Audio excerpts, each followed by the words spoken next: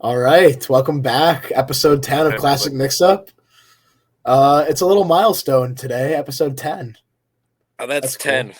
That's 10 as in 10. Yeah, as in Hitler Wears Hermes 10 by West Side Gun. Whoa, I thought you were going to say Hitler, and then, I didn't know where you were going with that. My bad. Oh, Anyways, yeah, what's up, man? How you been? We're apart again. We're through the computer dude, screen last yet week was so again. fun. Yes, I last actually week was fun. watched. So, for those that didn't watch last week's episode, we were in person for the first time, which is crazy because we hang out, all the time when we're, home, when we're both home. But, dude, it was nice, man. It was kind of I rewatched it, and I'm like, that's, the kind of banter that is good.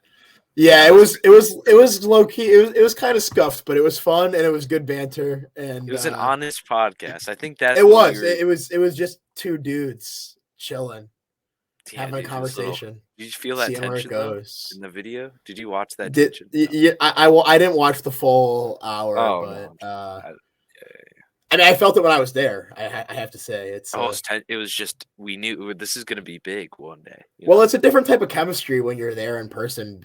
I think I had the problem of not knowing where to look because we film it. Obviously, we have the camera here, but I want to talk to you, so it's a good dynamic. Yeah, I'm excited. We can next time. I'm excited to try again next time. Yeah.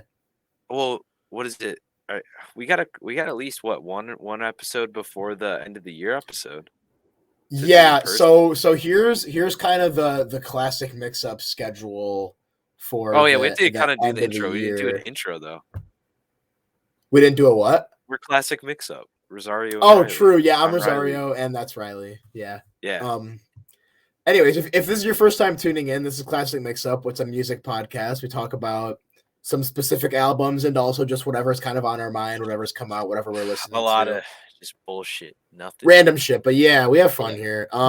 So this is episode 10. For the rest of the year, we're gonna have episode 11 regularly scheduled next week. The week after that, I have exams, and I'm assuming you do too. So all of mine are early in the week though. Okay, well, I was gonna say Friday. We could record on a different day, I guess. We'll talk about that. But then so we're gonna have that, and then we're gonna have an in-person year at the end of the year, an in-person episode, season finale.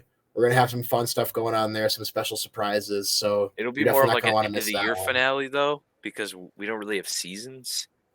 Yeah, we don't really have seasons, so I guess it's like a 2022 end of the year, and we'll take a little. Yeah, it's gonna be. You're not gonna want to miss it. Let's just say that. No, it'll be. We're gonna put some production, and for those that don't know who are tuning in for one of their first times listening, we do our podcast and we put it on YouTube as well. Besides streaming services, so you can watch us, see our faces, and our last episode was in person, and you could see it on YouTube, and it's us, me and Rosario together, and.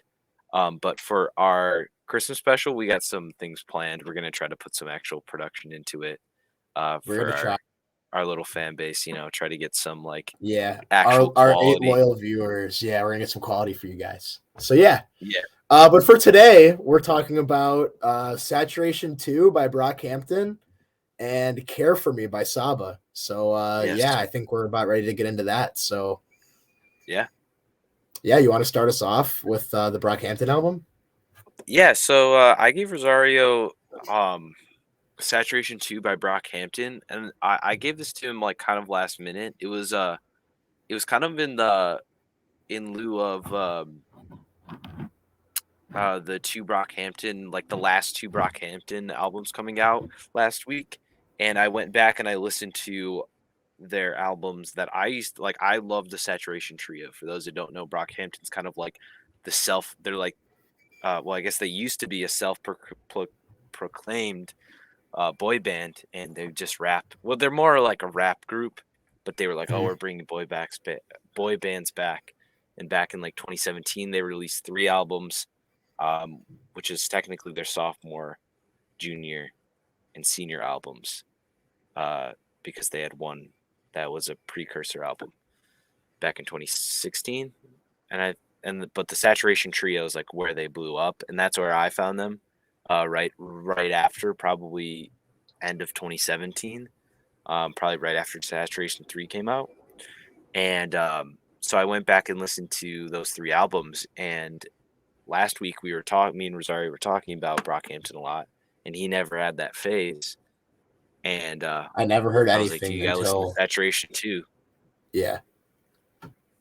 It was like, Yeah. well, that album is pretty good. Like, I have it's an album that I've for a long time have had all of the songs saved in my Spotify library. Yeah, it's a So solid it's album. like, yeah. I didn't know what to expect going into it, but yeah.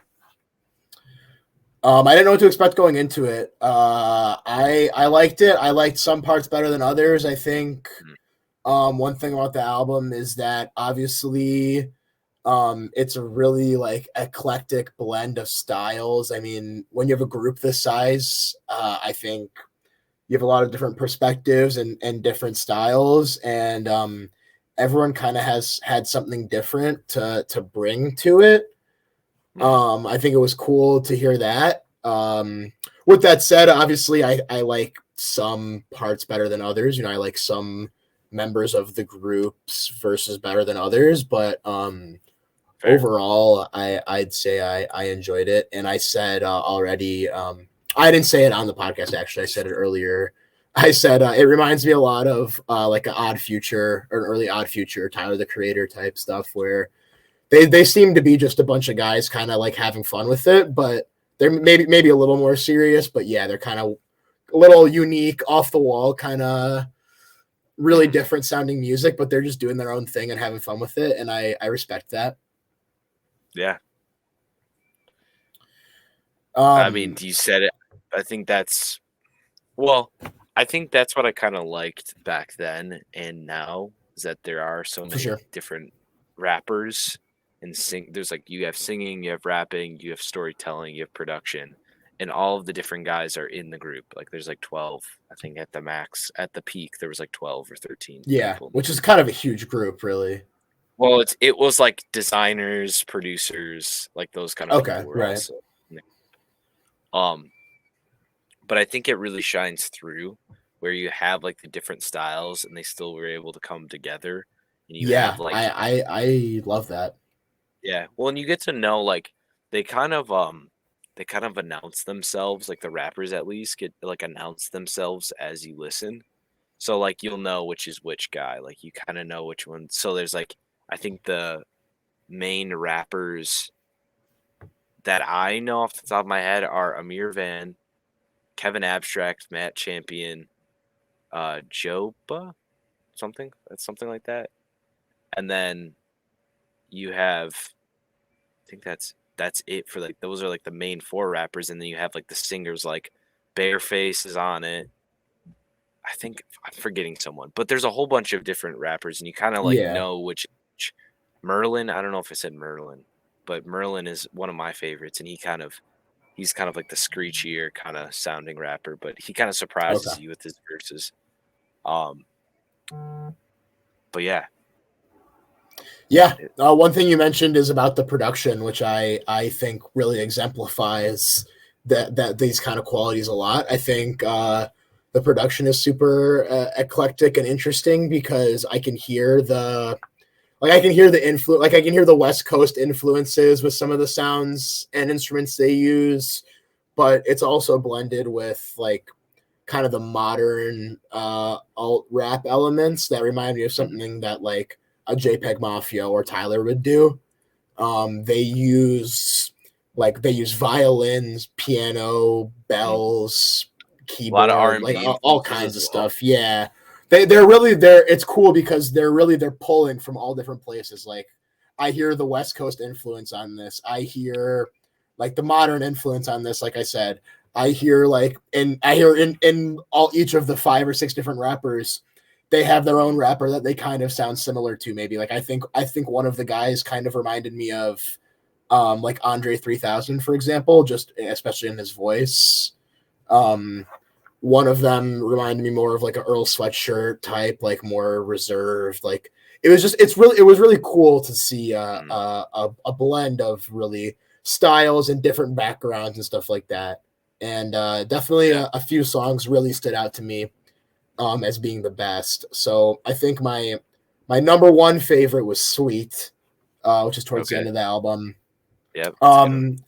Yeah, I'm not sure, I guess, what the consensus really is as far as popular songs for this album, because I'm not really tapped in with the fandom, I guess. But Sweet's probably like their most popular song of all time. Are you serious? Okay. Well, I guess I'm. Oh, it's just fine. I mean, hey, there's nothing wrong with that, because it's a classic pop rap kind of like song. You know, I mean, it's one of those songs where it's like, what I'm sorry. Okay, I love, went back. Right? I went back to their top songs. Back when I was a big fan, that was their top song. Now it's like Sugar off of their 2019 album. But I'm looking right now, and I see that Sweet is definitely up there, which is great. I mean, I love the song, so that's awesome. It's a great song that everyone else does. It's the best. It's like the most popular song off the album. Well, I think it might be the most So this is my first Brockhampton album. So obviously, once you become a fan of an artist and get more into them, you get more used to their sound, and you might start appreciating the deep cuts a little more. But I think for me, this comes off as just the most accessible and easily likable song. I mean, you've got like the classic kind of West Coast sounding beat. You've got great flows from everybody. Super catchy chorus. It's like, I don't know, it's kind of like one of those songs where it's like everything kind of meshed together perfectly. And I really liked it. They also have a lot of Southeast influence, like Georgia, Florida. Okay, yeah, kind of. Like, I pointed out that Houston. One of them kind of reminds me of the Andre 3000 or even just Outkast in general. They're all from across the country, and they all met up in Austin, I think, Texas. That's where they like had a house, and then they moved out to LA. So they have a lot of people from like Florida, and like I think one of the guys is from like Louisiana, and then that's awesome. From, like New York. Like that's awesome because like let's say you look at a group like A Tribe Called Quest, which we've talked about before, I believe in episode 2. They're all from I think Brooklyn or Queens or something. They're all from New York. Mm-hmm. So obviously they're gonna make that New York type sounding music. Where you have a group like Brockhampton now, where everyone's coming from different backgrounds, everyone likes their own different genres of music and are pulling from their own influences. It really you're able to just like create something new, which is awesome.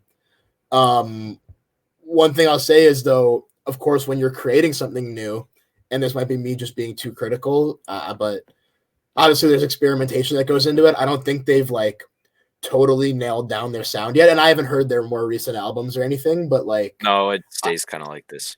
Yeah, I don't know. It's less unique. Yeah, it does, because I just think it could be a preference thing. But I mean, there was a lot of tracks that kind of fell flat for me. There were some that really stood out, some that kind of fell short. But it can be said for any album. So I think their newest 2 albums fall more flat. Like this has like a lot of character. Like even though there's not a central identity, I think it's unique. Like, the cool thing is that everybody can find something on this album. I think that's what that I agree with a lot. Yeah. So, I mean, I think it's really good. I don't know if you had any more points that you wanted to bring up, like about any songs. Yeah. I mean, there's a couple more songs that I could point out. I noted about the tracks "Teeth" and "Jesus," which are both like really short interludes. They're like a minute. They're a minute long, but they're amazing. They're actually probably my next 2 favorite songs off of it, even though they're short. But they both are really they're really similar, and I think it was intentional to make the interludes like this. But they're both super raw and emotionally powerful. Great bars, great flow. And I believe it was Jesus that had like a really beautifully sung breakdown at the end over the piano. And I think those 2 interludes are a little more my style. And though they really stood out to me, and even though they're just a minute long, I think will be very replayable for me and like a little more in my wheelhouse. And it could be said that those interludes are a little less ambitious than the rest of the album, but maybe like it could just be my preference, but I really like that style that they kind of do on there. So I don't know. I love those interludes. I think every interlude on this album is good. I even think Scene, and I think they have, I don't know if Scene 2 is on here too.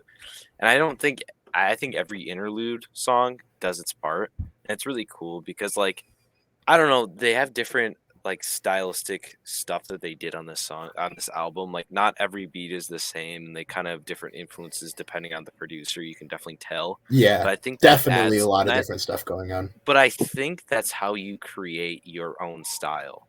So like I think back in 2017 when they were doing this, they were like, yeah, we are gonna say fuck it and bring everybody together and not make one kind of sounding album. We're gonna have different producers, Totally. different rappers, different topics on every song, and we're gonna make it like a pop rap. Like we're gonna make this boy band rap, and it's gonna kick ass. Yeah, and I think just looking at go ahead. Oh no, I think that like I genuinely can say that at least up until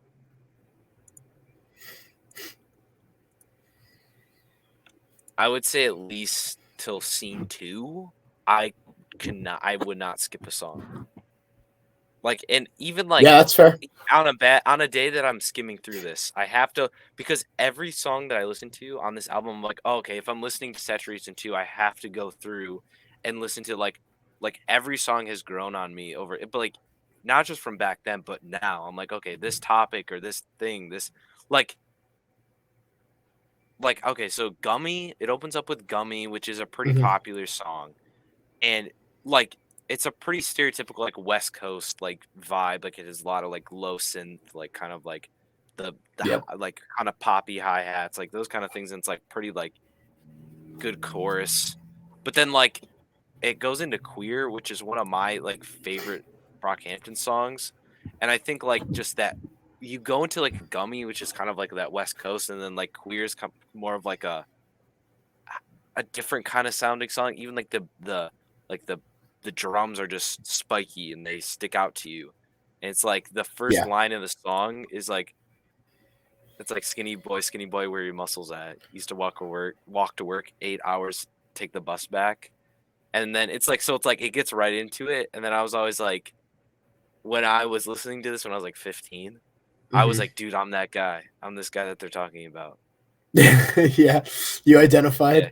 That's cool. Yeah, I think one thing you said earlier about there being a song for everyone is pretty accurate, because every song on here, this is a big compliment coming from me, is that every song on here is kind of doing something differently, which is impressive. And everyone's gonna have different songs that they pull and like there's gonna be random songs here and there that different people like. Like for me, it was Jesus, which may seem like a more random song or just a short interlude to someone, but I really resonated with that song a lot. So, yeah. Yeah, no, it's every song has kind of something like you're saying. Like I think as like I'm sure now that you listen to this album, I will like play it while I'm hanging out with you to be like, I like this part of this song. I'll point out things to you that I like, because I'm and sure, then I might not have seen those things, but I might appreciate them more. Yeah. Well, which is cool. What I love about this energy too is like it doesn't stop. It's the gas. It's gas. Like those interludes are the slow parts in the album. Yeah, 100%. Every song is gas, gas, gas, and I don't hate that. Yeah, totally. Yeah, and I'm fine with that. I think the other two Saturation albums really don't have is that go, go, go. In my opinion, like they have good songs, but it's not like this. Yeah, the only other Brockhampton song I've heard outside of Saturation 2 is Alaska, which was really good. I played that for you. Yeah, of course. Yeah, that's you off played Saturation that. 3. Okay, yeah, that song was fantastic. So, yeah, great song. Yeah, it sure was. Now more of their sing-songy songs are on the other albums, on the other two Saturation albums. You know, I think I might appreciate that. Not that their rapping is fine, but whoever the singers are in this group really do a great job. For example, on Queer, the singing of that song chorus is just great. And I already mentioned the end of Jesus, that little breakdown over the piano. That's amazing. I think it's Bareface. Yeah. If you want to look him up, I don't know. Yeah. I would. I am gonna look, actually, because I was very impressed by that. So maybe I would appreciate those other Saturation albums. But yeah.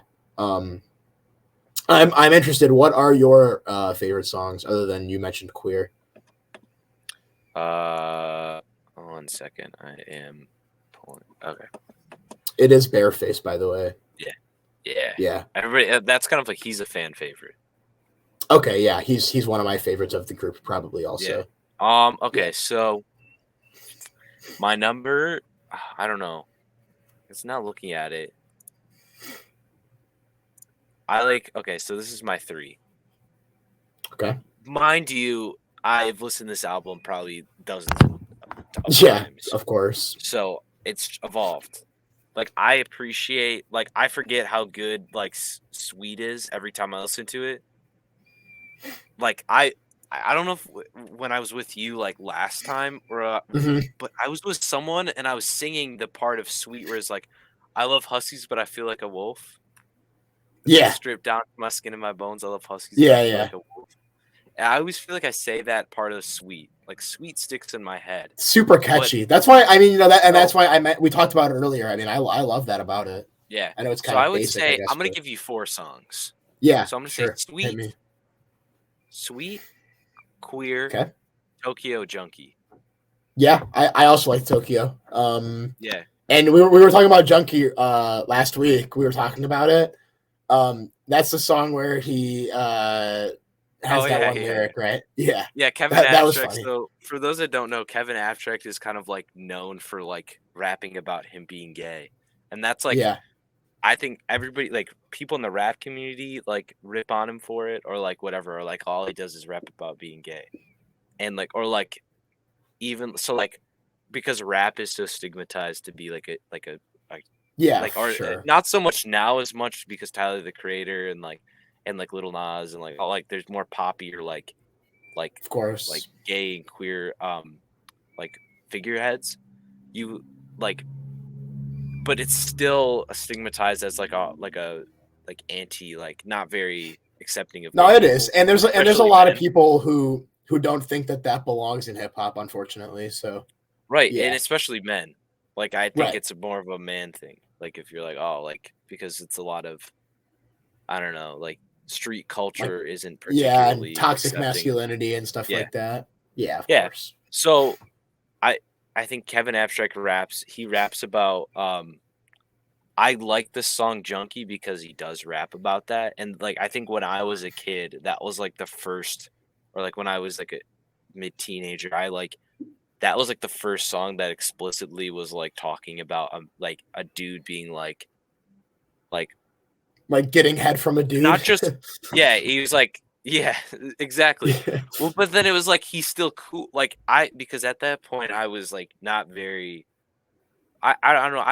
I grew up in a pretty open household, so like I knew about like being like gay people are okay, and like I have family members that are like in the community and stuff like that. But I think like listening to that song as a dude that like looked up to these guys were like for fashion and like kind of like oh I thought these guys were cool, and like hearing about that stuff was like, well, and being like him, not just Kevin Abstract, not just being like, oh yeah, I'm gay, but like he's like, he literally says like, why do you rap about being gay? And he's like, because none of these rappers out here be gay. And then he's like, where I come from, people get called the F word, the slang word, and killed. And then he's like, I'm gonna get head, and like then he's like, but I'm gonna get head from like what I mean? It's like it's pretty cool. I think it's pretty funny. And, it's just like he kind of did it in a way that's not kind of like it's not cool. He does it in a way where it's not like he's not being overly serious about it. It's almost like what Eminem used to do way back in the day, where he would say something kind of vulgar or like over the top, but the way he says it, you can tell it's a joke and he's playing a character. Not that Kevin Abstract is playing a character, but the way he's delivering the lines. No, I'm just saying the way he's delivering the lines make it, I guess, an air of humor to it.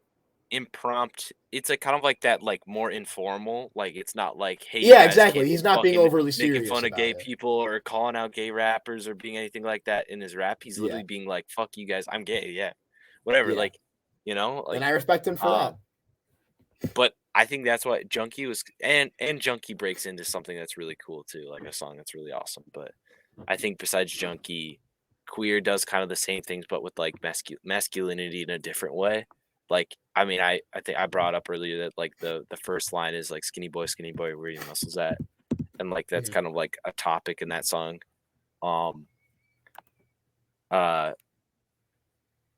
I don't know. It's cool because in Junkie 2, it's about like drug use too. I think it was like Amir who has like the third verse or second verse in the song.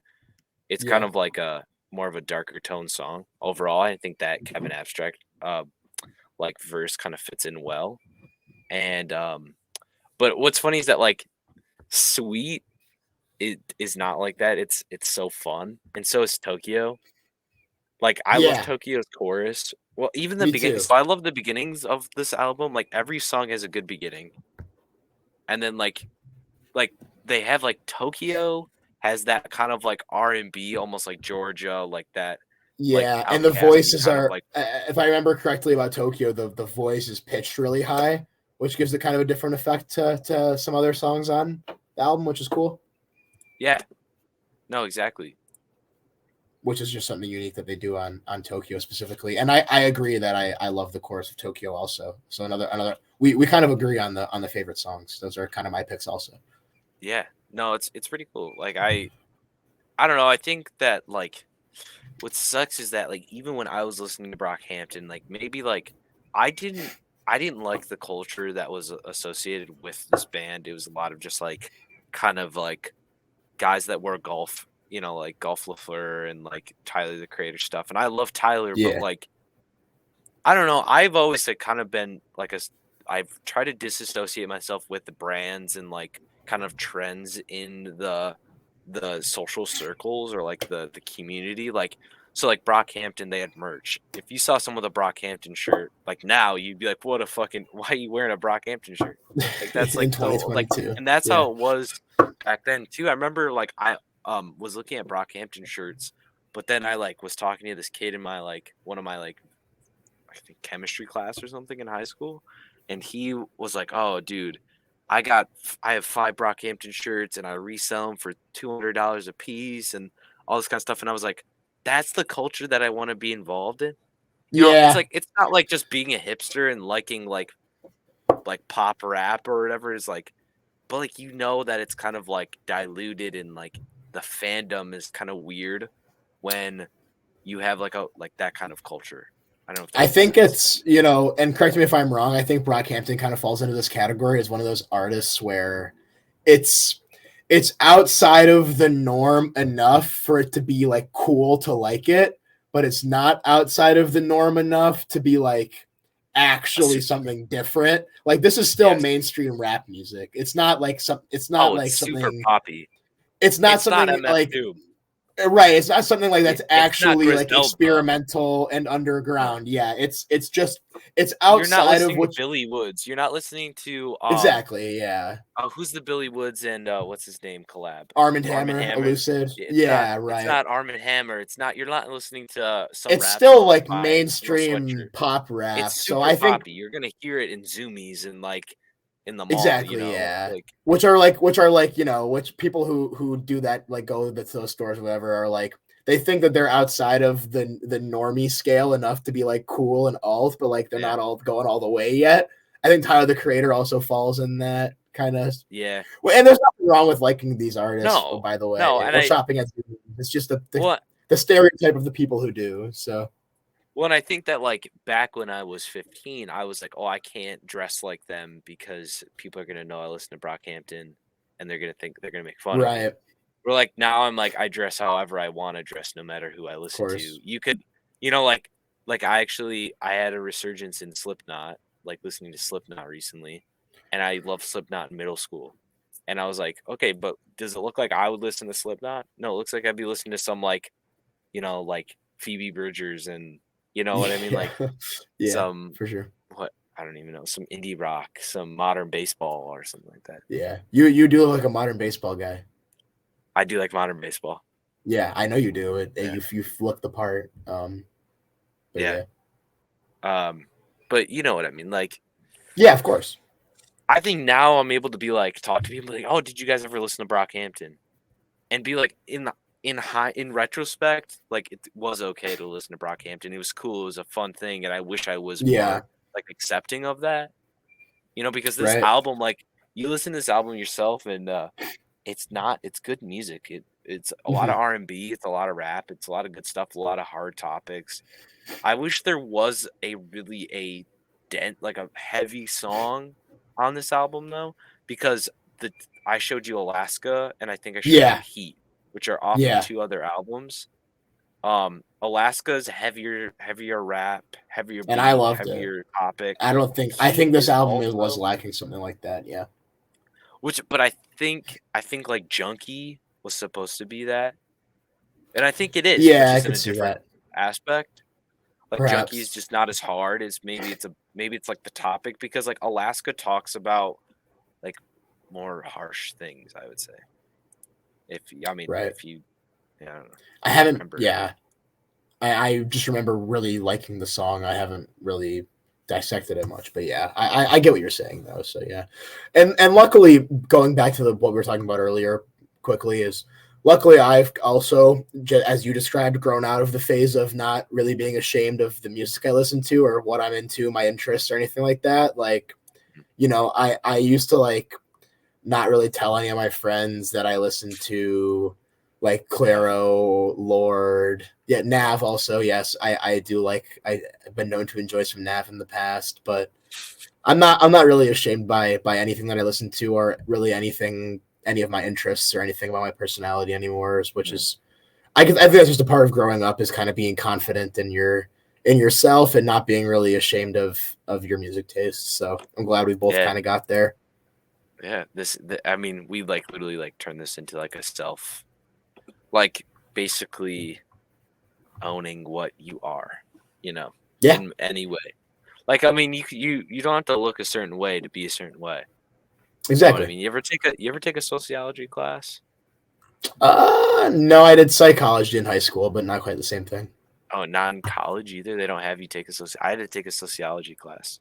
I mean, I cool. Probably could, but yeah. Well, I mean, basically what sociology teaches you, like a 101 class, basically, is like the social constructs of societies. And like, I know that's like, oh, like everything's a social construct. You hear that a lot now, especially with social political issues. But like, if you really like, that's what sociology is. Like, is just identifying that society is constructed. And I think it's cool because like it helped me realize, like, I mean, I was in freshman year of college and it was my second semester, and my second semester was rough. Like I was like failing classes. I was not going to class. I was like had no identity. And it kind of like taking a sociology class really helped me like identify and be like, okay, I don't have to dress a certain way to like be a certain way. Like I don't have to be like we talked about like gender expression and stuff like that. So like a straight man can dress femininely and have long hair and like, dress like a woman, so to speak, and still be straight. Now that's nothing to do with music, but in that sense, it's like those are two big things in society that says society that is important societally. And you could also compare like your music taste to the groups that you hang out with and the way you look or the way you act too. Like look at like punk and straight edge. Like, you weren't just listening to punk music. You weren't listening to just straight edge punk music. You had to be straight edge. You had to be a skinhead or whatever, shave your head, or, like there was groups that you had to live the lifestyle. But I think a better world or a more communicative world breaks those barriers down in every aspect. Totally. Yeah, it was pretty deep. Yeah, I didn't mean to get kind of was. Yeah, I wish I had something to add, but I mean that was very well said, and yeah, I think we're in agreement on that, obviously. So yeah, well, and this album kind of helped me realize that because it's like popular. which is an awesome revelation, and glad you shared that. I feel that's a pretty good way to conclude that one. Yeah, I think there's not much else to say after that. We got a couple good albums. this week? Yeah, no, we did. I think this is gonna end up being a good episode because yeah, that was the first segment. We're transitioning now. If you don't have anything else to say about Saturation 2. No, I would listen to the whole album. I have no takeaways. I know, like, except for that, there's not a hard song, but you could just go to their other 2 albums and find Alaska and Yeah, and you'll have that yeah, just other song, So, yeah. So although maybe a little outdated and perhaps cringe, if you're not seeing my face cam, I did the air quotes for cringe, but yeah, you might get made fun despite of if you're in like that, a underground rap group chat and you're like, "Oh, I listen to yeah, Brockhampton." They're gonna be like, "Oh, what a fucking loser." But despite that, they make some pretty cool songs, pretty unique music, and I think it's worth checking out if you haven't. Like I had, I'm glad I kind of got into this new pocket. Yeah, sweet.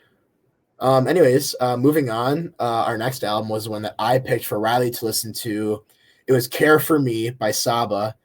And a big reason I picked this. Well, first of all, I'll say I figured you Riley would have heard this because I know he's a Saba fan, and I think this is kind of seen as Saba's best work by the fan base. But and I've not. I was excited. Yeah, I was excited to hear that you hadn't though, so that I could get your first reactions and hear about it. So because for me personally, while his new album that he dropped in 2022, which the name is escaping me right now, but Saba's new album that he dropped, I think it may have surpassed Few Good Things, that's the name of it. Few Good Things may have surpassed Care for Me. I think that Care for Me is still an amazing album. I think it's beautiful. I think it's an impressive display of emotions and just an incredibly well-made album that is really able to walk the line of being artistic, emotional, relatable, and just all in all good music.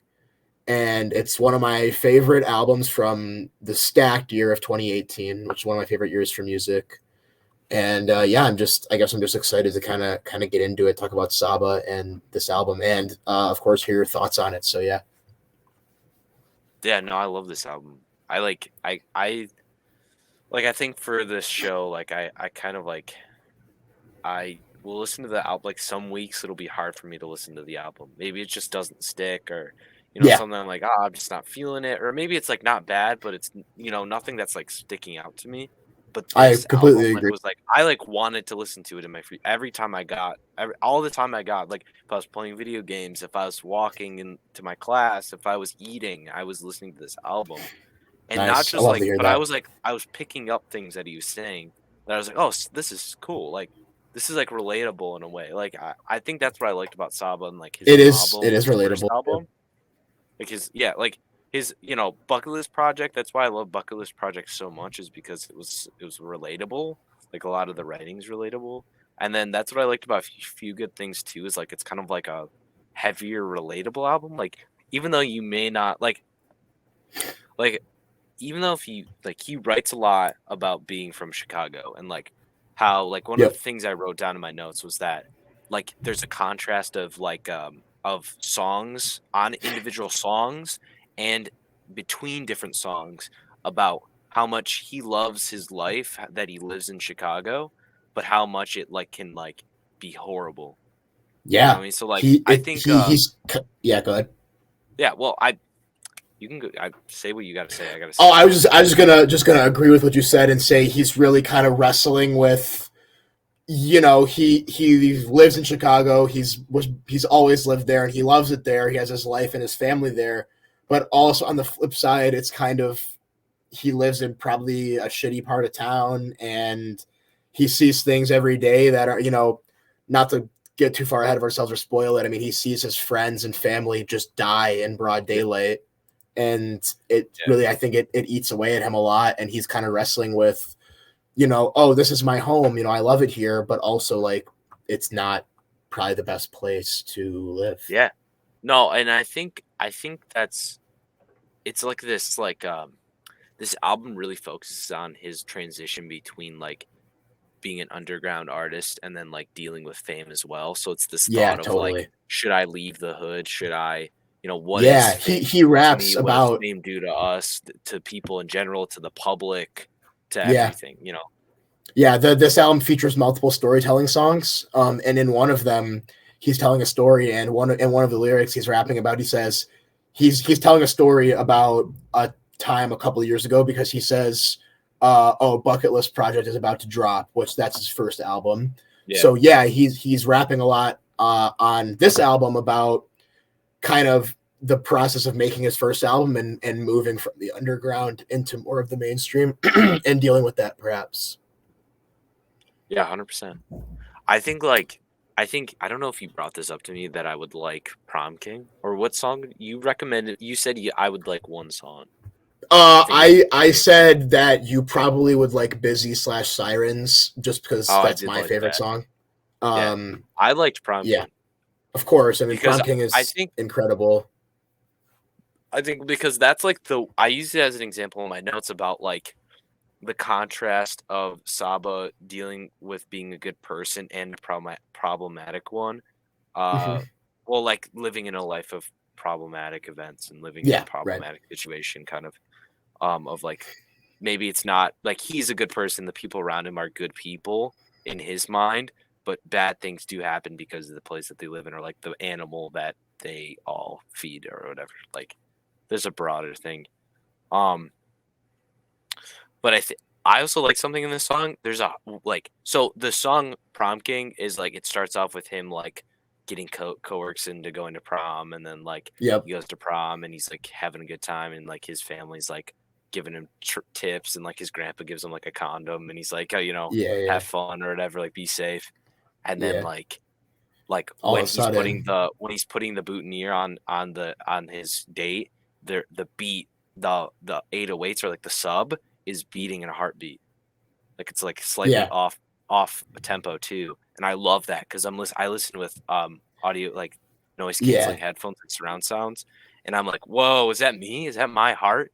Yeah, cool. This song is sick for like building an atmosphere. It really is cool, well. and it's like some storytelling songs are just talking, but he's still rhyming with his talking, which is really cool. I really like that.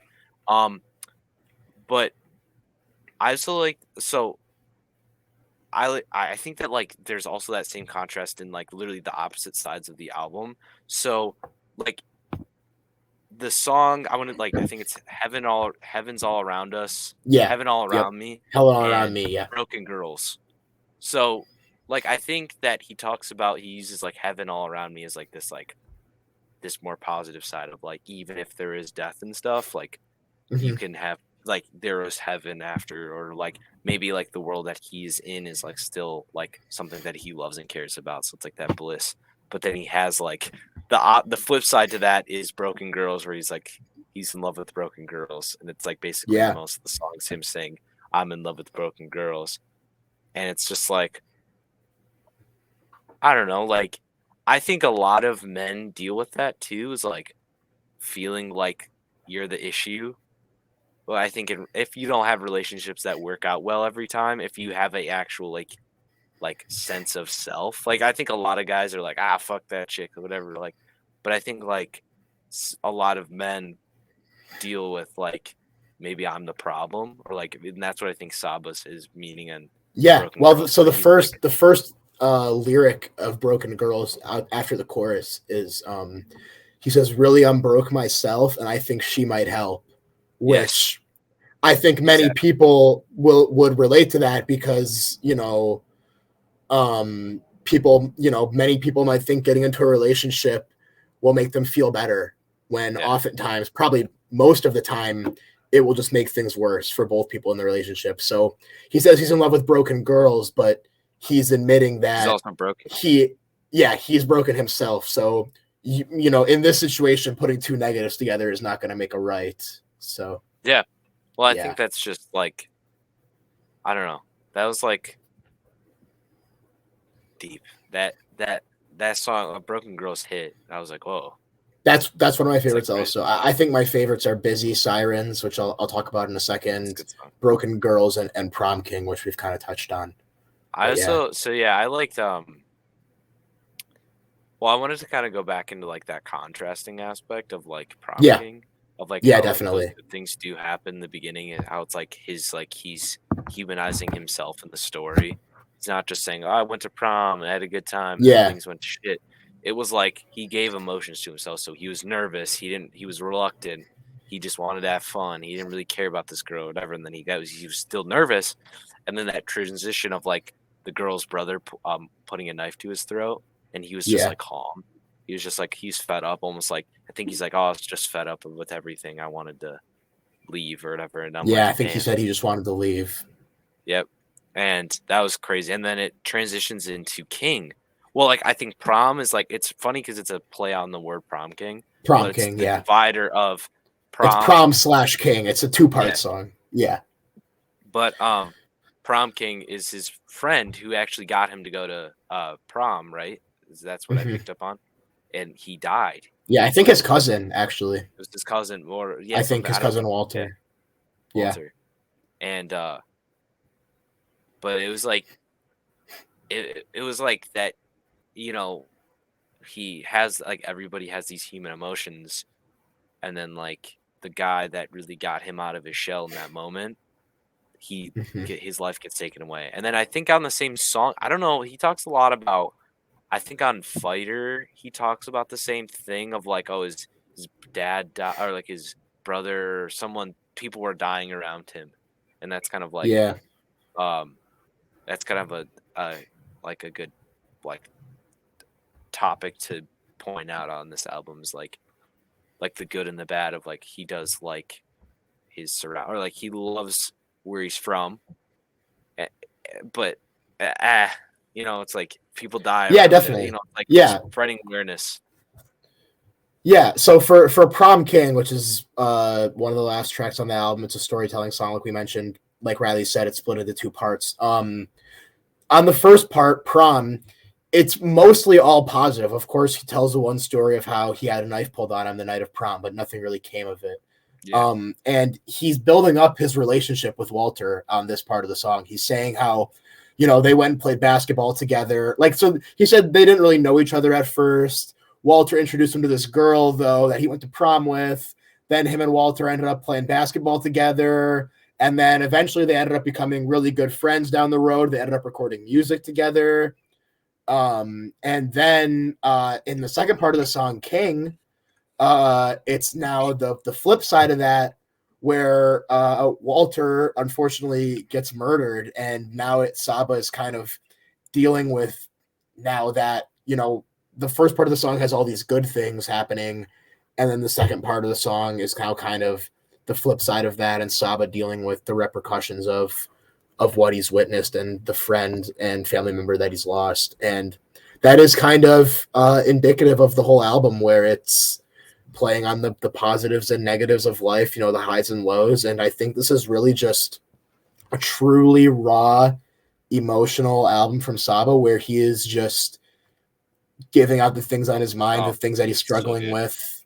It's amazing. Well, there's so many things on yeah. here that are like so relatable. Also, I'm gonna bring the conversation now to Busy Sirens, which is the first track of the album.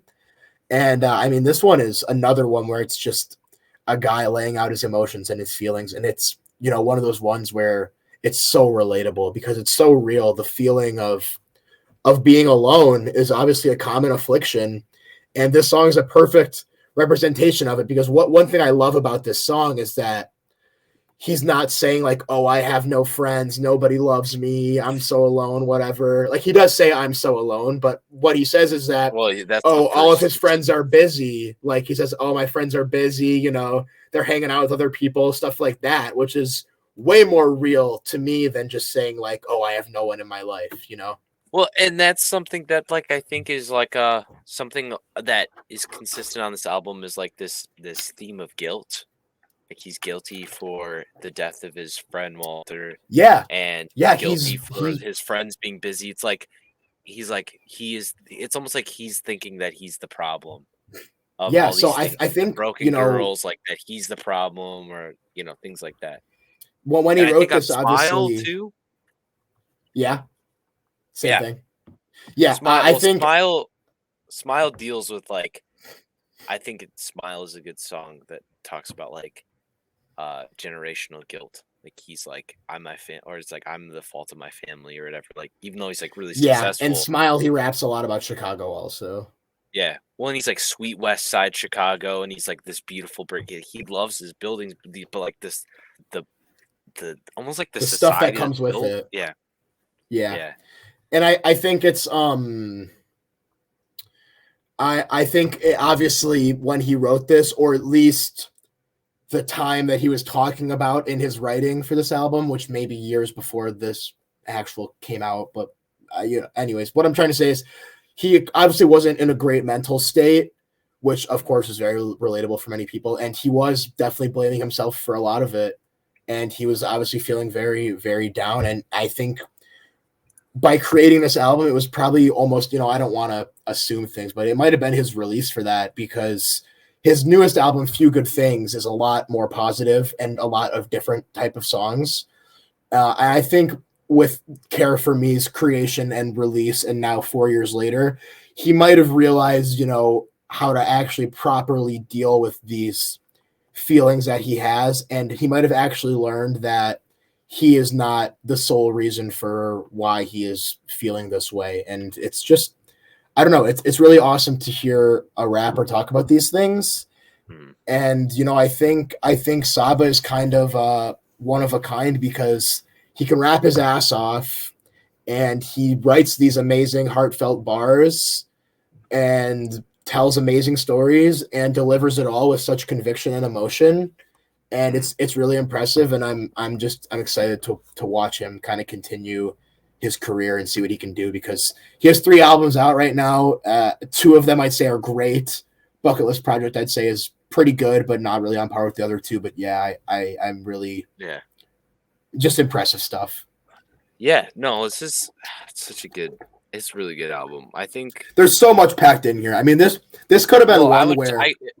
If I want to talk about, I mean, I was gonna talk about a couple other songs that I like had. Yeah, because there's plenty to talk about. I was just gonna say, this could be one, like, for anyone who's seen episode 1, how we talked about in the airplane over the sea.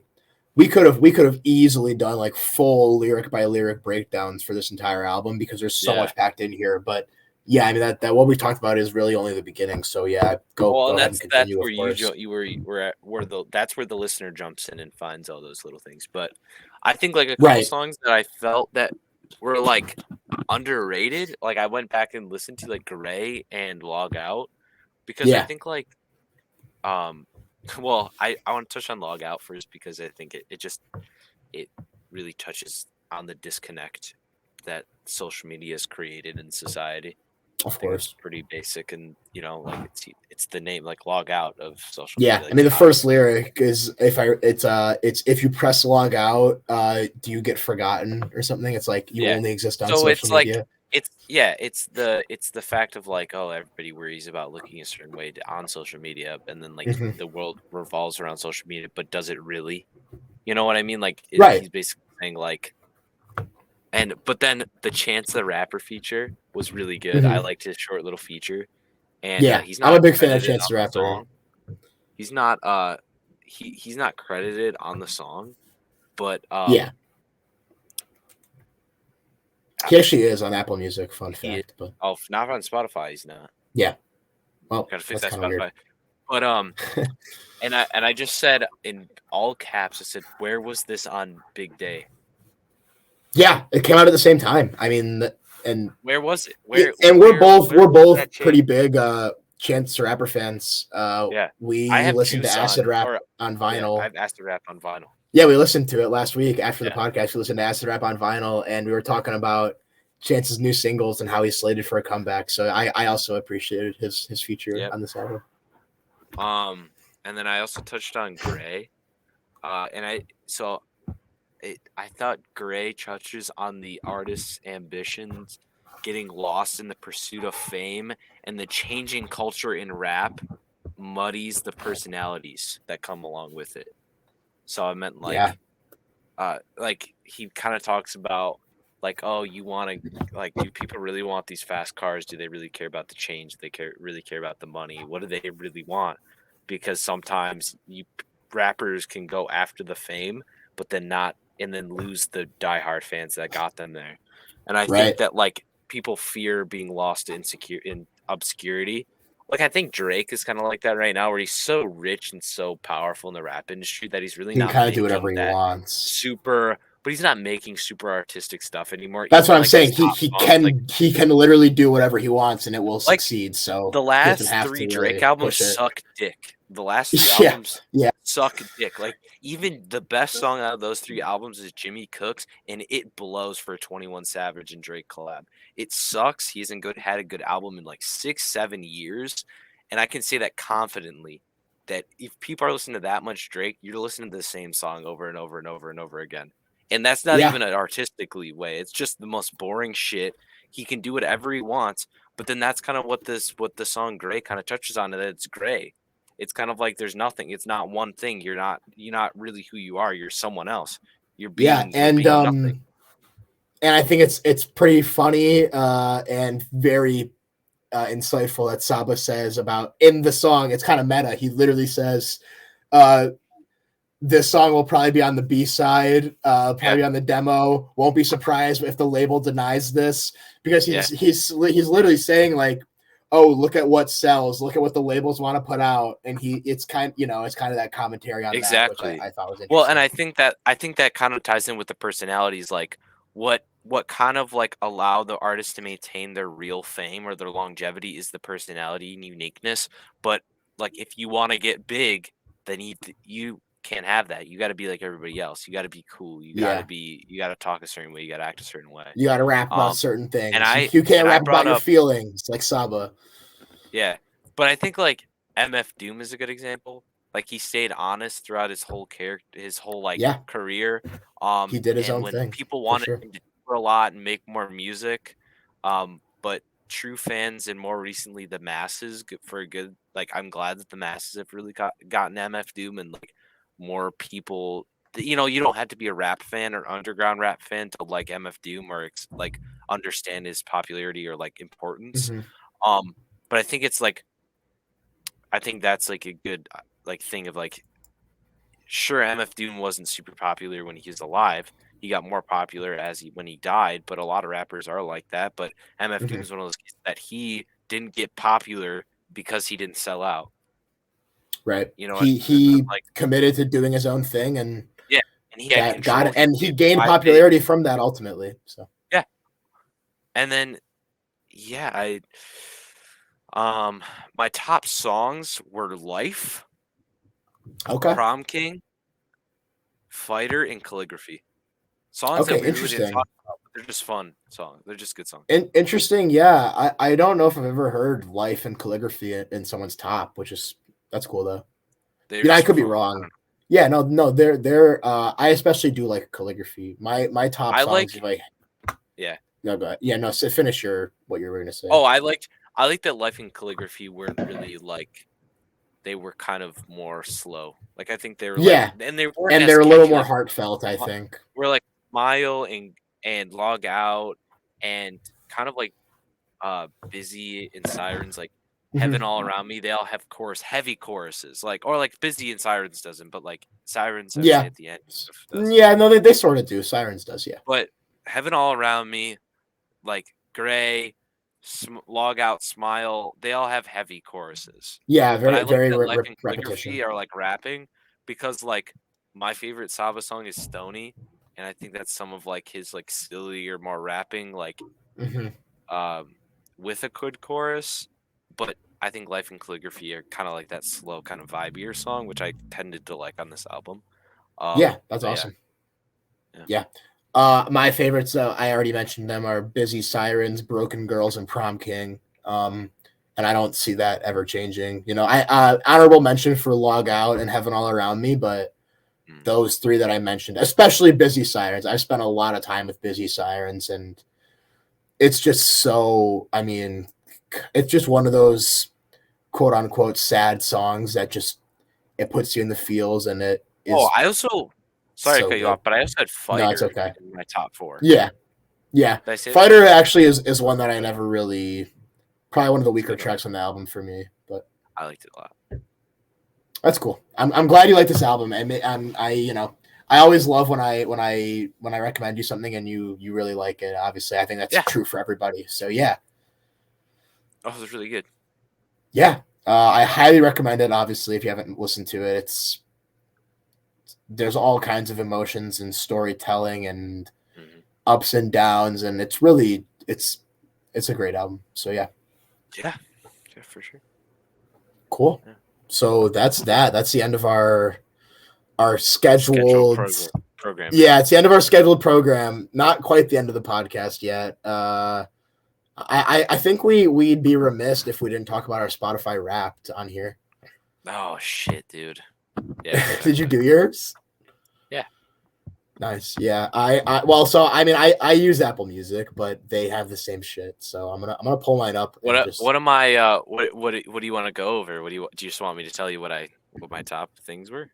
I mean, sure. Yeah. I mean, I like I said, I feel like you can't have I go on Twitter today. Everyone and their mom's posting their Spotify Wrapped. So I feel like we'd be remiss to run a music podcast and not talk about it. Why I think Spotify is better is we have trippy graphics. Yeah, you do. Yeah. Apple Music just this year actually added a highlight reel. So they basically totally copied Spotify Wrapped by doing that, but now they do have that feature. But yeah. I will I'll say my top 5 songs here. So my top 5 songs were Surround Sound by JID, John Woo Flick by Conway the Machine, which features Benny and Westside Gunn, Walkin' by Denzel Curry, Nights by Frank Ocean, and For Real by Kenny Mason. Wow. Yeah. That is nothing like my top 5. I bet. I'm excited to hear yours because I don't even know what you listen to. Mine is it's Being So Normal by Peach Pit. It's Not Me by Peach Pit. Still a Friend by Backseat Lovers. Inaudible Melodies by Jack Johnson, and Pool House by Backseat Lovers. That's an awesome top 5, dude. Heavy, Were you sad this year, bro? Yeah, I'm like, I listen to a lot of sad. Well, it cuts off. They stopped taking data after a certain point, in the year. So it's the beginning of November or whatever. I think it's the beginning of November they stopped taking data. Yeah. So all the month of November. Yeah, I tweeted my top album, moving on, ended up being Blonde, so kind of the same thing as you. And I tweeted it, and someone's like, "Are you okay?" And then I looked at my top 5 albums, and I'm like, maybe I'm not, because my top 5 albums, I mean, first of all, they're a bit of a roller coaster ride, but it goes Blonde, Whole Lot of Red, some rap songs, Pure Heroin, and Mad Villainy. That's awesome. Yeah, so I mean, 2 out of 5 of those are kind of the thing is, though, is I had around June. Yeah, I had a topical switch in my life. You know what I mean? Right. First half of the year, I was depresso, didn't take care of myself, went through a breakup. And then second half of the year, new girlfriend, good change, getting healthier mentally. Glad to hear you're in a better place. But those top 5 songs were kind of funny. I'm sorry. Well, the top 10 is actually a little bit more is The Wicked Messenger, which is a Bob Dylan cover by the Black Keys. Then The Shakes by Priestess, which we did a Priestess episode. Yeah, that song's awesome. Or that I showed you it at least. Yeah, you did. We didn't talk about it, but I listened to it. No. I like that. That's a good album. Yeah, Sitting, Waiting, Wishing by Jack Johnson.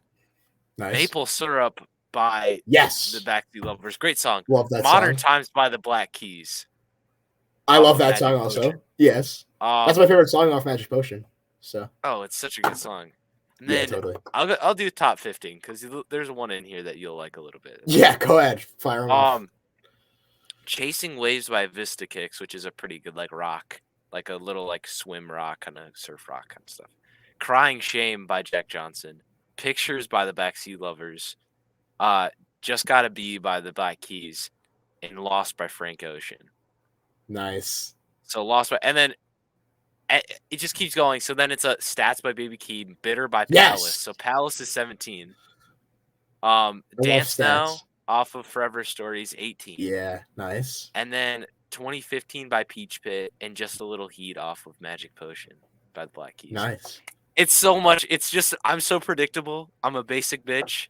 Like yeah, mine is too. I'll go ahead and go with my 6 through 10 songs. So number 6, I had Flaming Hot Cheetos by Clairo. Dude, such a good song though. It is. It just missed the top 5. 7th is Stick by Dreamville. Great song, obviously. 8th, underrated song, Lens by Frank Ocean. Check that one out if you haven't heard it. And then 9 and 10 are Vomit Spit and Strange Ways by MF Doom. Yeah. How many songs do you have on your list? I can see 100. That was my top 10. Do you want to go down to the bottom and read the 100 through 95? Yeah, I gotta pull it up. It's on a different. Oh, I have 101. So I guess that I have an extra one. Yeah, I know my 100th off the top of my head is Semi Changed Life by Third Eye Blind. But go ahead and read yours while I find mine. So I got Rap Snitch Knishes by MF Doom. Nice. Hula Gang by Joey Valence, which he's the guy off of TikTok. Good song. Okay. Sounds like Beastie Boys. I used to love the Beastie Boys. Reckless Serenade by Arctic Monkeys. Gravity by Turnstile. And then Trouble on My Mind by Pusha T.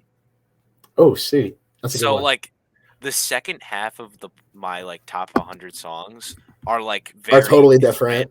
It's random. Yeah. So going I'll read them off for a little bit. It's like you got MF Doom, Joey Valence, Arctic Monkeys, Turnstile, Pusha T, Fleet Foxes, Bowden Dress, and then we got that's one. Fleetwood Mac, and then we got Ben Riley, Agenda.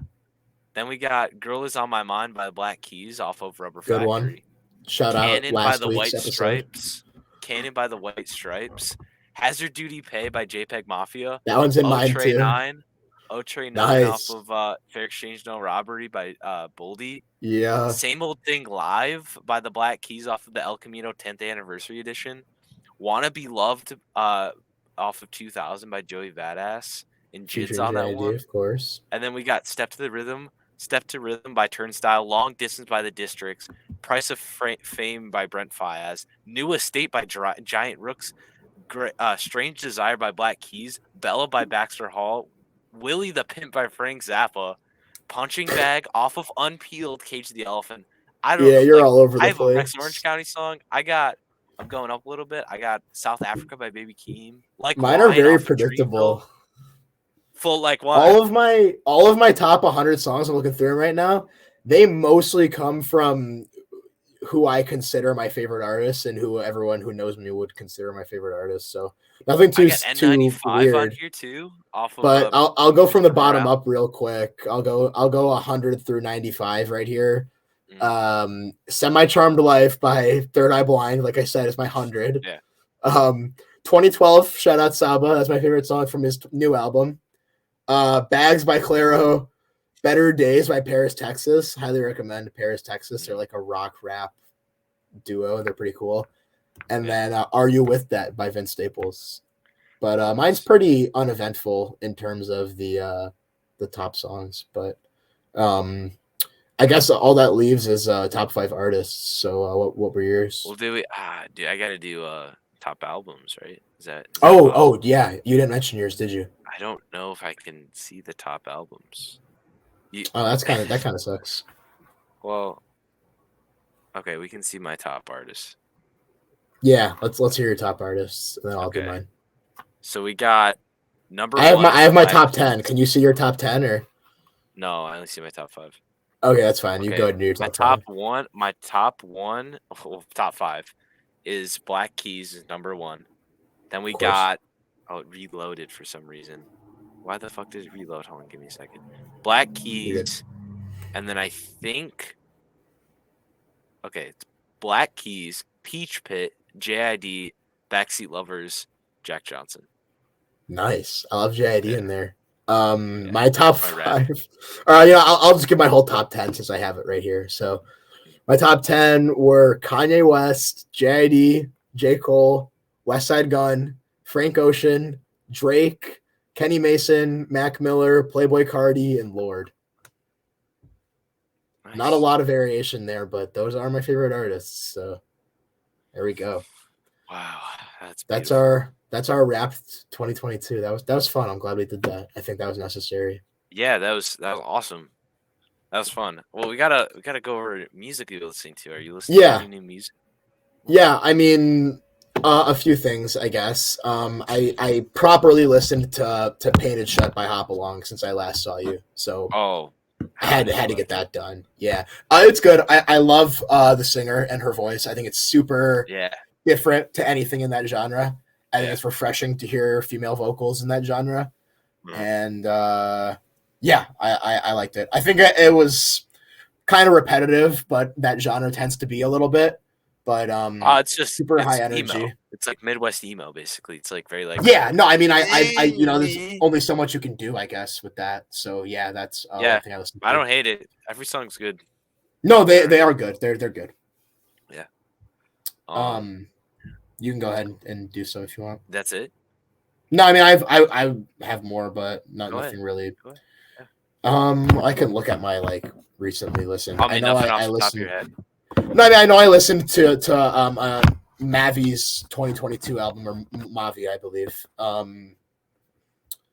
Who is I guess underground rapper who dropped his new album Laughing So Hard It Hurts in 2022, and it was good. It was nothing. I have a few friends who are really into him, so I decided I'd give it a shot.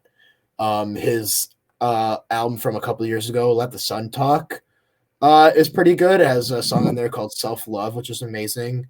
But there were a few songs I really liked off the new one too. So that was cool. I listened to more MGMT. I've been on an MGMT kick.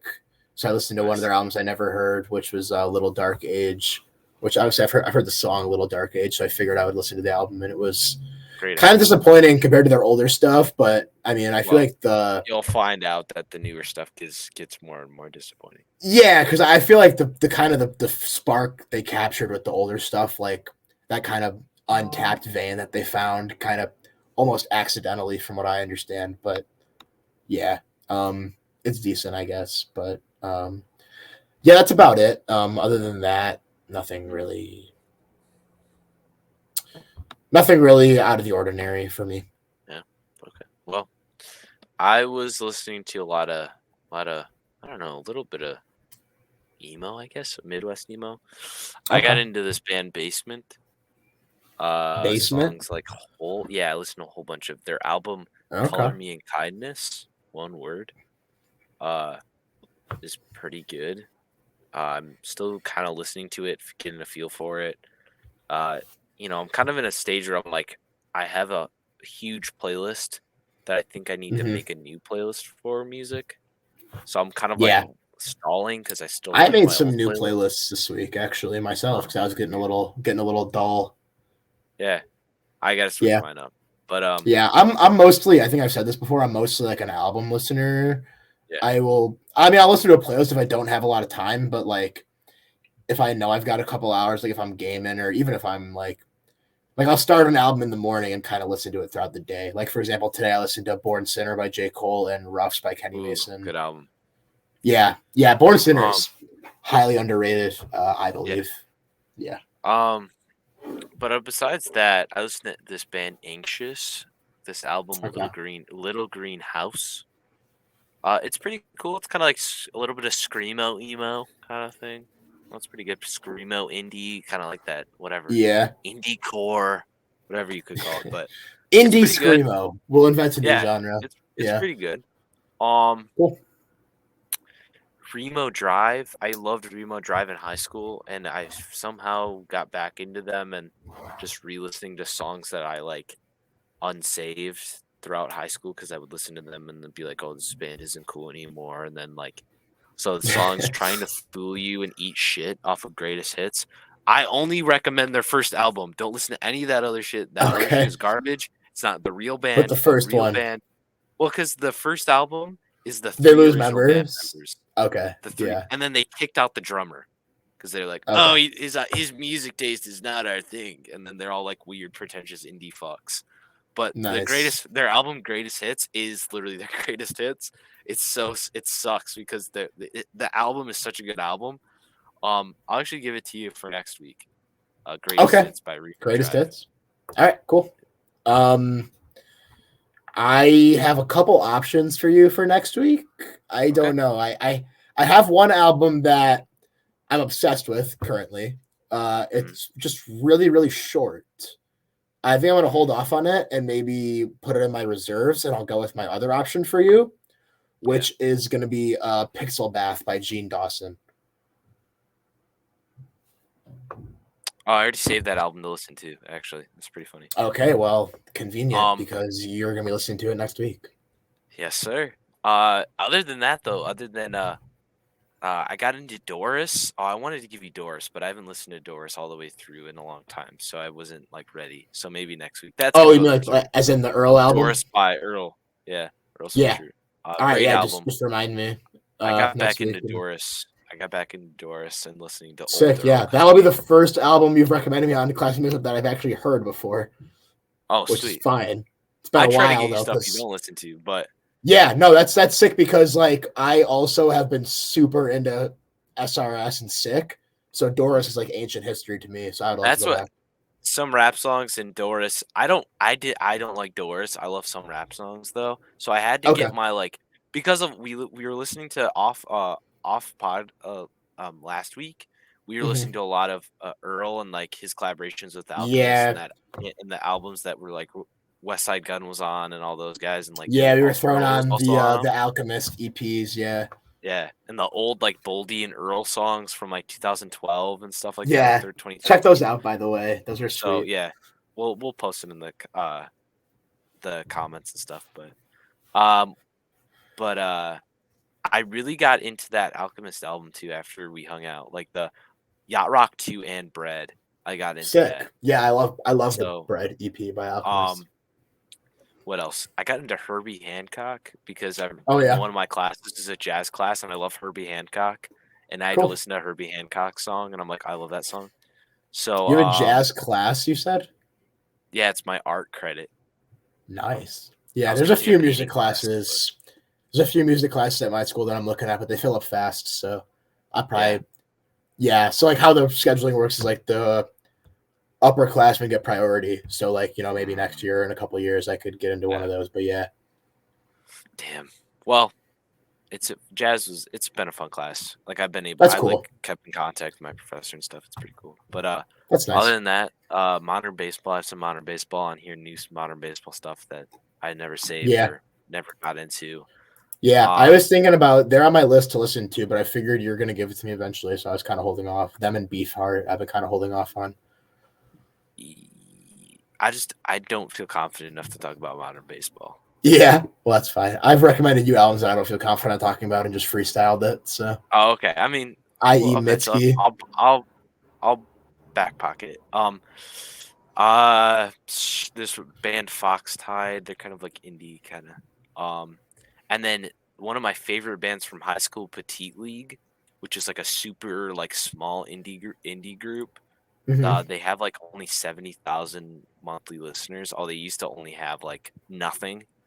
Wow. Their album in 2016, which is Rips One Into the Night. I have it on vinyl. One of my favorite albums, probably in like middle school, high school, whatever like that. Yeah, era. I listen to it all the time still now. And then they came out the new album called Thrill Seekers, and that is a magnum opus like of screechy, whiny indie rock of being like me. Like it's so I fucking like that. Good. I might like back pocket it. It came out. Okay. I don't know when it came out. October 21st. Okay. So, and they sing a lot about baseball. Okay. Well, I like baseball. So, yeah, it might get a little bit of emo, while it's winter, and then Jack dude, I mean, I'm an emo man myself. I think we all, well, by we all, I mean you and me. We know this. I've dabbled in the emo, but yeah, the emo. Yeah, me too. Yeah. I guess that's it. That's it for me. That's it for me too. I mean, that's share the podcast, follow us on Twitter. Follow us on Twitter on Classic Mix-Up Pod on Twitter. Yeah, if you're watching the YouTube video, you can see it. You can see it ticking across the screen there. It's at Classic Mix-Up Pod, all lowercase, one word on Twitter. Yep. You follow Rosario Michi Mike's Diary on Twitter, and you can follow me on at Downerk91. Yep.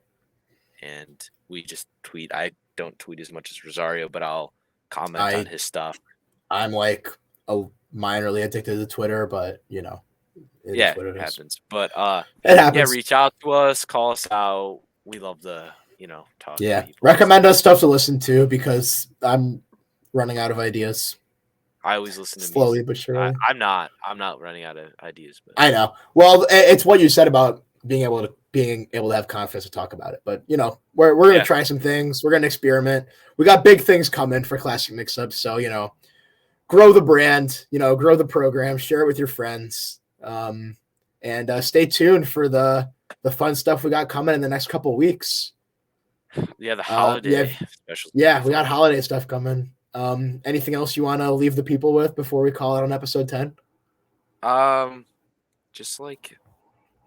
Just take some time to be like, just take some time to relax.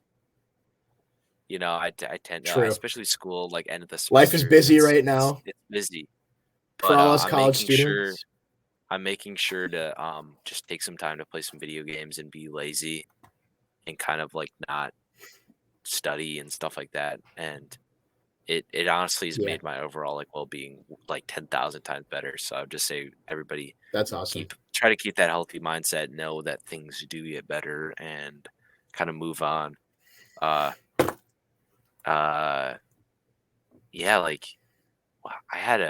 was thinking about something to say today, but I can't think of it. But yeah, just keep being good people. Go tell your mom you love her, or your dad, or your aunts and uncles, or your grandparents, or whatever, if you got them. Yeah. All right. With that said, hope you had a good week. Hope you have a good week, and we'll see you in the next one. Yep. See you guys. Bye.